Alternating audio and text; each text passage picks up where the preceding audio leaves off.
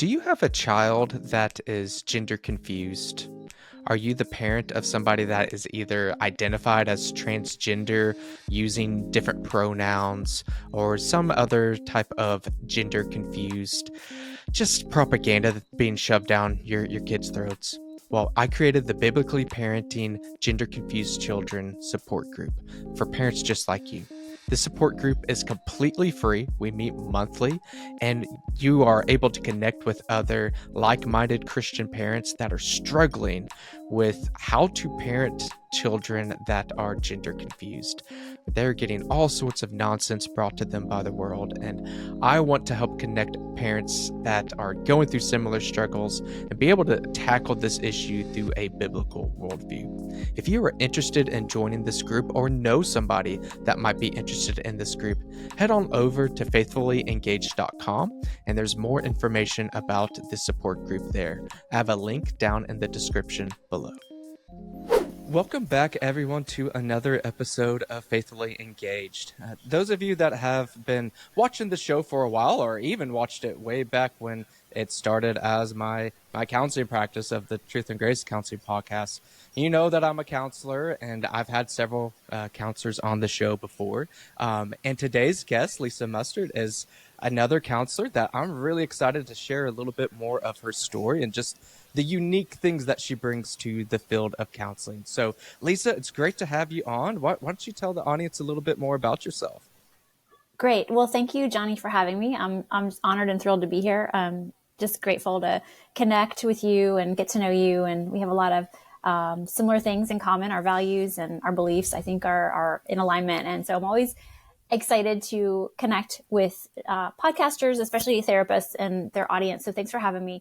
So my name is Lisa Mustard, and no, I am not married to a colonel, like everybody always asks that question.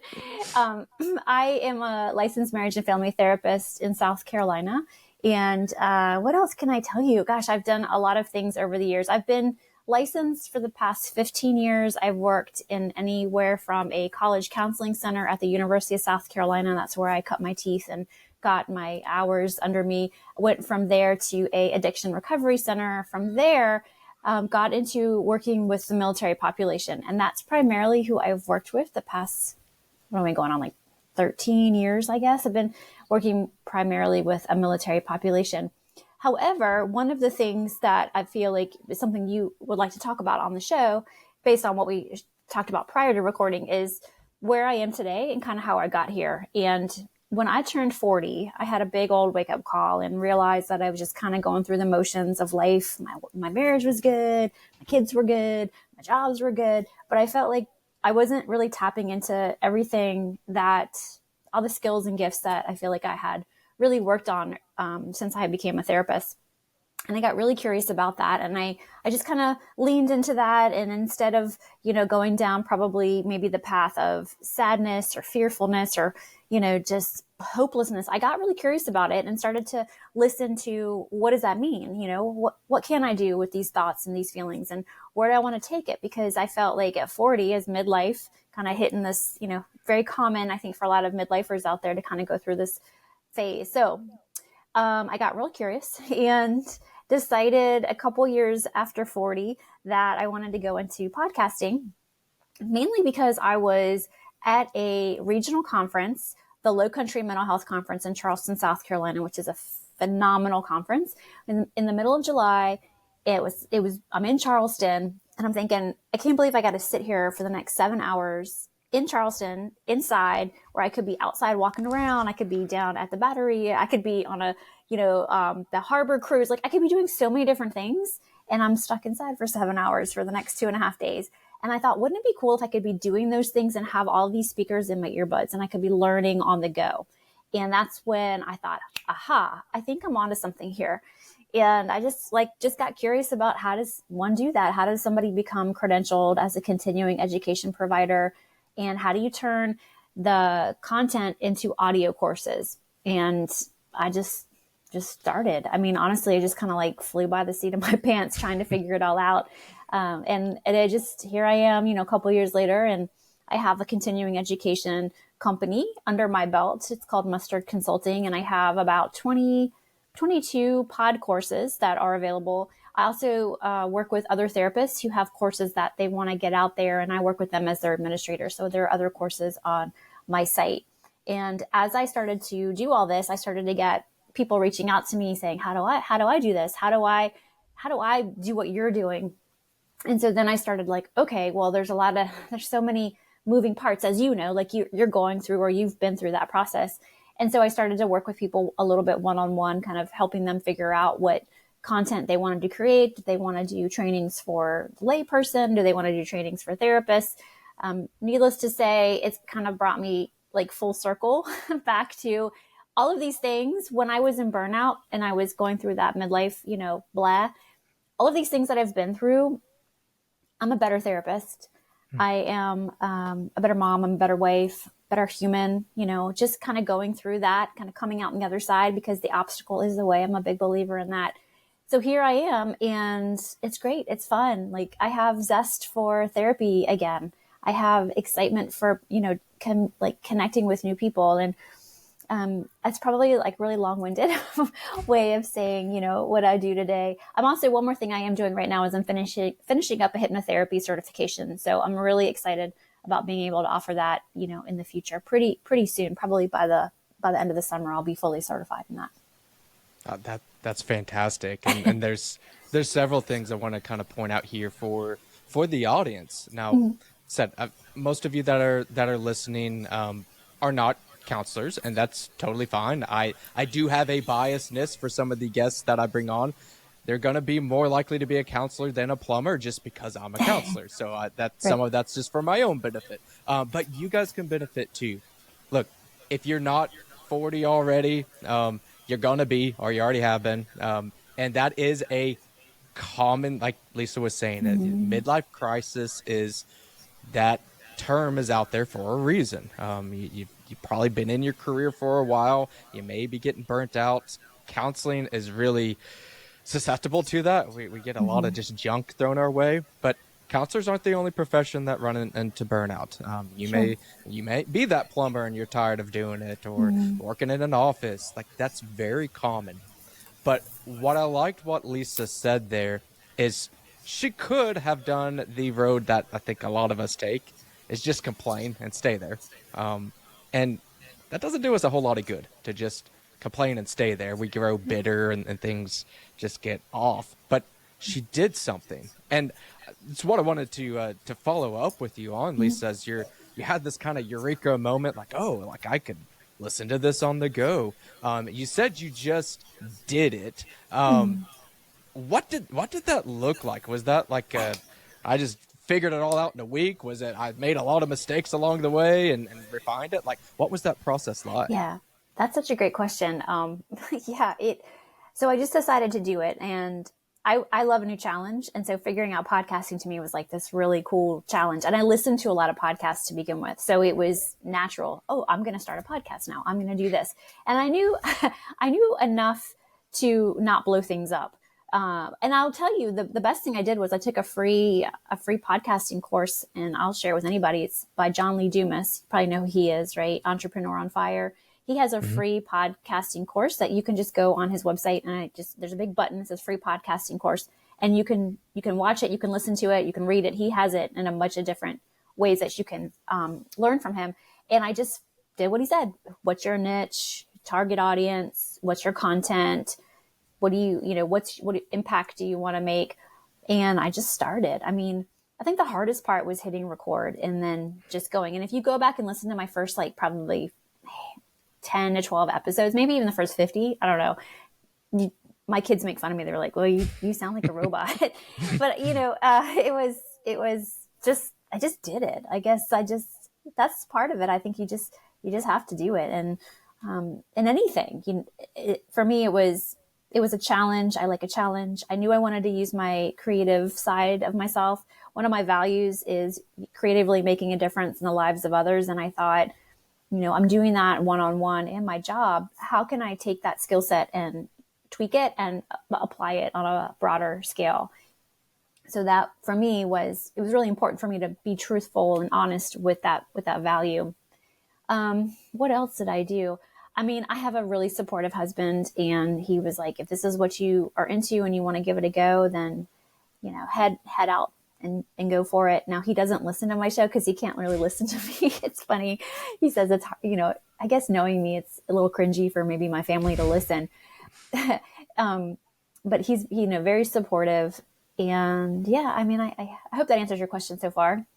Yeah, no, Okay. I think that's what I like to get out of some of the guests here, that again, no one person, even us that have a lot of similarities, counselor, do podcasting, our lives are different. We're all individuals. But we all, if we're going to change things in our lives, if we don't like where it's going, it takes two things. One, like you said, we got to do it. And kind of baked up into that is you have to take some risk. Like when you did that, you weren't guaranteed success. You weren't guaranteed that it was going to go over well, but you did it anyways. And I think that's something that keeps a lot of probably listeners here and just society in general from not doing things is, well, what if I fail? And that, I mean, it's true, that is a risk, but we don't really ask, like, well, what if we succeed? Like, what if things go well? And it sounds like that's something that you really worked on balancing of, yeah, I'm going to step out there, but this might just work, and I've got some good ideas here. Right. Yeah. I mean, and when you said the fear of it not going well, or the fear of failure, it was almost like I couldn't fail fast enough because I knew that I would learn from it. So the faster I failed, the quicker I could get better. That makes sense. So I listened to those first couple of episodes. I'm like, yeah, that's where I was. That's where I started. But fast forward to, 20 pod courses or continuing education courses later, it's like, it's awesome. It's so much more relaxed. It's so much more fun. It's my connection I have with my guests. It has all just evolved. And yeah, what if this is successful? Like, whoa, I honestly never really thought about that. It was more about, I just don't want to fail at it. So it's taken time, for it to get out there and for it to build traction. But consistency of effort, and taking daily intentional action and putting on blinders and not comparing myself to other counselors out there who podcast, and finding my own voice and finding my niche. And that's been the most fun, is not comparing myself to others. And maybe that's my age. Maybe that's just like, because now I'm going to be 51. My birthday's tomorrow. I'll be 51. Now it's kind of like, I don't care anymore what other people think. At 40, I think I cared a little bit, but now it's like, I don't know. I just do me, and everybody, there's a space for everybody. You'll find your audience will find you. I think that's a really good point. And again, regardless of what you're doing, if you're starting your own business or changing career choices, whatever it may be, you are going to fail if you are in that comparison game. There's no positives that can come from that. I know I'm that way as a podcaster too, relatively new one, that I sometimes will get in the habit of like checking numbers and things like that. And there's things that you can learn. Okay, this episode went better than this one, so what can I apply? So there's some merit to that. But if you get too deep into that, you just like, well, my podcast isn't doing as good as Lisa's, I just should give up, like that. That doesn't do us any good. Whereas I got a comment on one of my videos the other day that it didn't even have that many views at the time, but somebody by the comment could tell listened and appreciated what was being said, and that's incredible. That your work, my work I put in, impacted somebody. Don't compare yourself to the biggest, best podcast or plumbers or whatever that you're looking at. Look at your life and the impact that you've made on somebody. Like that's a really big deal. It is, completely. And I know what you mean about looking at your numbers and getting caught up in it. There was a time when that's all I did. I check them in the morning, I check them in the middle of the day, I check them at night. And I'm like, what am I looking for? What am I really looking for? Because what is it showing me? I had to stop checking it after a while, because I was like, I don't even know what I'm looking for, because you don't really get any feedback on those numbers. You just know that somebody listened, and it's like, okay, now what do you do with that information? So, it can be the comparing yourself to others is the worst thing. We do it because we're humans and we want to know where we stand, but at the same time, it can stop us from moving forward and going after what it is that we want to do next or what we want to try. So I think that's great. Now I want to go and see your videos, see what they Yeah. commented. Yeah, it was one that go ahead and tell you it was one that was a yeah last week of recording, and those of you that listen to this know that often when I talk about time frame, when you listen to it or see it or whatever, that probably way off. I don't know when these air whenever I'm taping them, but another thing that applies to this conversation, recently upped the podcast to twice a week from just Monday to Monday and Friday. And the Friday one's just me. It's just me and the camera kind of talking through usually about what the subject was on Monday. So you listen to this, I might have a Friday episode talking about what me and Lisa are talking about right now.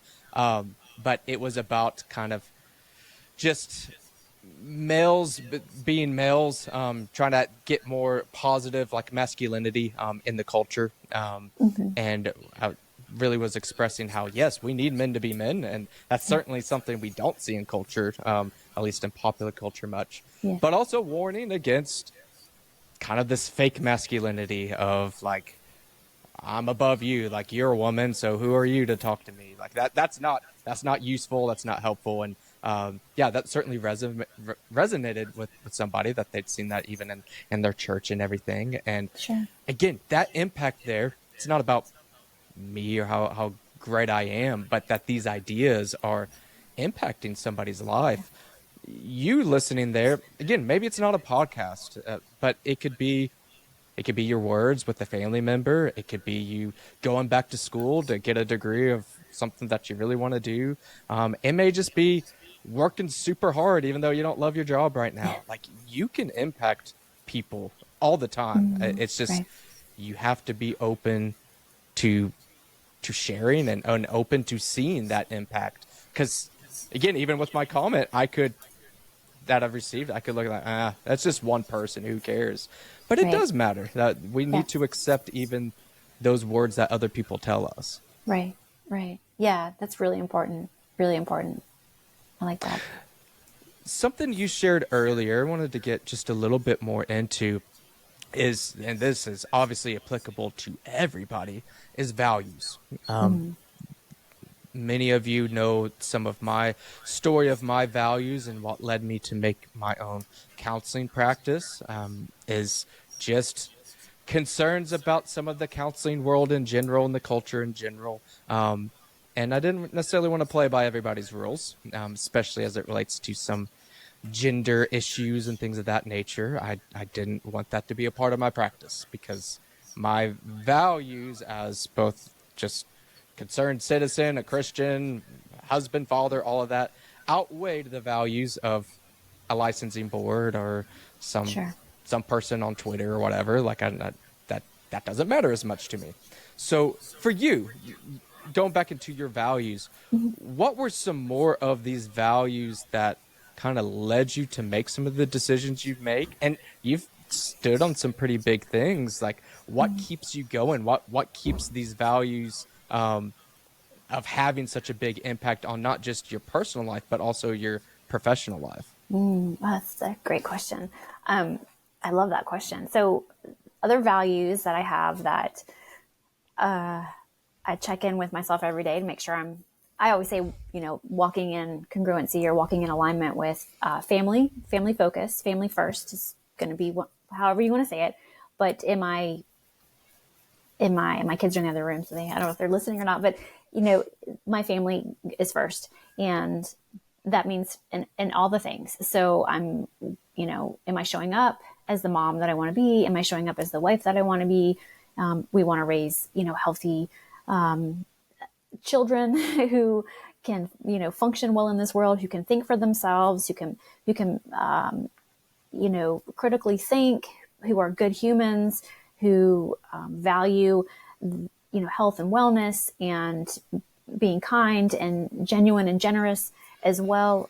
So that's really important to me. Every day I'm checking in with myself, and some days are easier than others because I have a lot going on, or maybe I didn't parent the best today, or maybe my husband and I, had a little riff. But at the end of the day, are we able to come back and have the conversation. And I am a marriage and family therapist, so I am a big believer in, marriage. Your marriage has got to be healthy to have healthy children. Huge believer in that. And then, so that's another value. So with my work, how does that play in? With my work, for the day job that I have, I am allowed to kind of come and go as I need to. It's flexible as long as I get my job done, as long as I get to see my clients. It's flexible in that sense of, well, if you have to go and take a kid somewhere, or if you have to go because they need you, then we understand. But I make it work. They respect that, and I think that's wonderful about where I work. Also, with the starting the podcast and having an extra stream of income, I knew I didn't want to go into private practice and be seeing clients at night. So I had to get real creative about, well, how do I do this in the pockets of my day? Or how do I do this when my kids are around? Because if I was seeing clients at night, I couldn't have my kids around. I couldn't be around them. You have to, of course, be in a confidential, closed environment where you get that work done. So it was important to me when I was thinking about an extra stream of income, what can I do with my family, at least being not involved, but at least I didn't have to go and close the door and, leave them. So that was really, really important. Another value that my husband and this is how we met, really, it was just through health and physical fitness. It's important for me to, I want to be around as long as possible. So taking really good care of myself, and optimal and vibrant health is another value that I have. And so I oftentimes will, I know there's certain things I need to do every day to feel good and to feel like I'm living at that value, whether it's I get to the gym, I go for a walk, I'm feeding myself healthy food, I'm planning and preparing healthy meals for our family. And yes, don't get me wrong, we eat pizza, we eat Chick-fil-A, we eat French fries, and we do all those things. I have a drink but I don't, I'm very committed to, like living that life of health and wellness. And it's just who we are. I mean, at this point, we've been together since forever. It seems like it, but it's just, who we are. So we go to bed early, we get our sleep. Self-care is important. But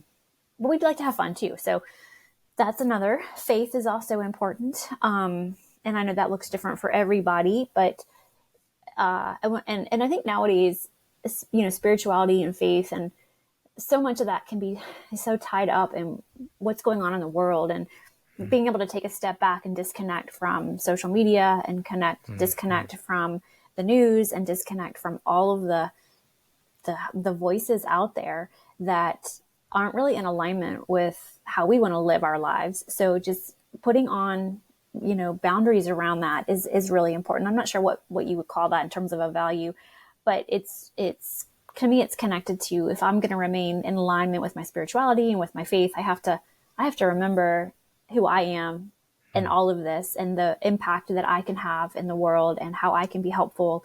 What can I do? And a lot of the times, I mindlessly scroll, and I'm like, what am I doing? This is not the person I want to be. This is not what I'm all about. So, that's another value. What else is a value? Having fun, music, joy, laughter, all of those things are values. Gratitude, having a lot of gratitude.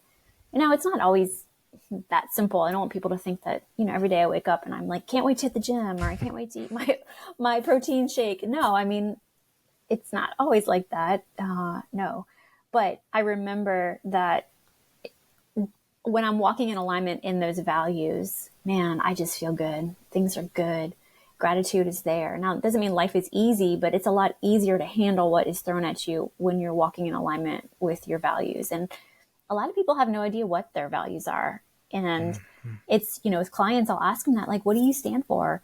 What's important to you? What do you hold near and dear to your heart? What lights you up? What gets you moving in the morning? What calms you at night when you go to sleep? I mean, a lot of times people don't know, because they're so used to the reactiveness of what's being thrown at them, that they don't take the time to really think about, well, what are my values? And not that their values have to be my values, but I think that's really why I love this work so much now. 10 years ago, I didn't love it so much. It was so much more reactive to people's symptoms and problems. And, now it's like I take a different type of approach, and I'm like, well, let's talk about that. what type of meaning do you get out of that? How do you make sense of that in your world today, in your life? And where else does that show up for you? And is this an issue for you? Do you want this to be different? And that's the kind of work I really enjoy doing nowadays. So yeah, I mean, I don't know. What do you think about? I just kind of blah out my values on you No, there. those are great, and I wanted to point out several different things on this. I talk with values about values to my clients all the time because it's what makes you you, and it's what makes life have just joy and depth and meaning. Unfortunately, and I'm sure that you're no stranger to this either, when you work with people, especially young people, I know it's somewhat of a stereotype, but that just don't have anything to live for, or they don't know what they have to live for, Right. things get dangerous very, Yeah. very, very quickly. You have to have meaning in life if you're going to enjoy it, if we're going to be able to keep our mental health in a healthy place. Um, Right. but when we take that further, and you could even see this in the way you were talking, there are those core values, those top ones. Mine are very similar to yours in a lot of ways. And it was interesting when you were talking about evening clients. Um, Something that I've implemented here recently, I do see a few evening clients, but I make it because I value my kids, I value my family. I I force that into what works for me and my family. Right. So my kids, they're young, they're 4 and under, and they go to bed at 7. So I never, any day, work between the hours of 5 to 7. That is Awesome. always open. We get to eat dinner and play games or whatever, put them to bed. I get to help my wife out through the bedtime process. That is important. And I don't do evening clients every night, but that's a way that I can still make those values work in Yeah. conjunction for me. And other counselors are going to have different needs and things like that. But what I can't do and be a healthy member of society, dad, husband, is work those 5 to 7 hours every day just because I know I can get more clients. Those are pretty popular hours. Right. Um, that's not going to work. Yeah. It's going to impact me. My kids aren't going to get to see me. My wife's going to be Right. stressed out putting the kids to bed. It's important that we know what those are. But we have the top values, those core ones, and then we have some ones down at the bottom that they're nice, but they're not like we don't have to protect them at all cost. Like I Right. like football. That's a value of mine. But if it's between my kids, my daughter has a soccer game or something, or I want to watch a football game, my daughter wins. That Right. value's higher. Sure. Right. So it's not about setting your life to where none of your values ever has Right. any question ever, but those top ones, you talk about living in congruence. I don't care if you have $1 million every day that you get. You're not going to live a happy, well life if you're trampling your values to get a bunch of money or status or power or whatever it may be. It's just simply not worth it. So Right. I think that's some great wisdom that you're bringing in here, that just because I want to switch something up, and maybe what I'm switching up to is great, don't let it trample your values, or Right. otherwise you're just going to have more problems pop up. Right. Yes, you will. Exactly. Great. Well, Lisa, I know that those listening to you today, whether maybe we do have some counselors on here that are like, boy, I want to learn to do these pod courses, or I want to be in contact with her so I can be in touch with her. Like I mentioned, that's how I found Lisa, was through that kind of our secret little counselor group of some similar values, and a lot of people are attracted to that. But maybe you're not. Maybe you're not a counselor, but like, hey, this still sounds interesting. I want to be in contact with her or know more about her after the show. Where can people be in Sure. contact with you and find out more information about you? Yeah, thank you. So if you are a therapist out there and you want some continuing education and you want to do it on the go, then you can always go to my website, which is lisamustard.com, and you'll see the different tabs for the different courses that I offer. I am an MBCC approved provider, so that means that LMFTs, LPCs, LMHC, most states will accept MBCC as a something you can use towards your license. And if you are not a therapist and you are curious to learn more what I do, if I can help you, you can also go to my website. On the About Me page, you'll see my contact information. In the future, I am going to be offering the hypnotherapy for women. I'm going to focus on women. And I think that I'm feeling like the calling to do the hypnotherapy is around weight and self-esteem issues. So at the gym, a lot of personal trainer friends, the things we talk about, it's not necessarily, the workouts or the nutrition that people fumble on. It's the self-sabotage. It's the being able to stick to it. And so what I love about hypnotherapy is it's like therapy, but it's more like life coaching, because I want to be able to open it up and offer it to anybody across the country, not just in South Carolina where I'm licensed. So if you struggle, if you're a woman and you've been trying to lose weight and you're struggling and you just can't seem to get it, then what hypnotherapy does is it helps you tap into your unconscious beliefs that you're holding on to that's keeping you from being able to move forward and reaching your goals. So you can learn more over on my website, and you can always, if you want a free consultation, just reach out. You can see that on my website, and I would love to talk to you, and we can just see if I'm a fit for helping you out. So I think those are all the ways you can reach me. I am on Instagram. I am on Facebook. My email, you can always email me, lisa@lisamustard.com as well. Fantastic. And I'll have some of those links down there in the description, so you guys can easily find that and get in contact with Lisa. And yeah, Lisa, once again, thanks so much for being on today. Oh my gosh. Well, thanks for having me, Johnny. I'm thrilled that you asked me. So thank you so much. Absolutely. And thank you to everybody that tuned in today, and we will catch you on the next episode.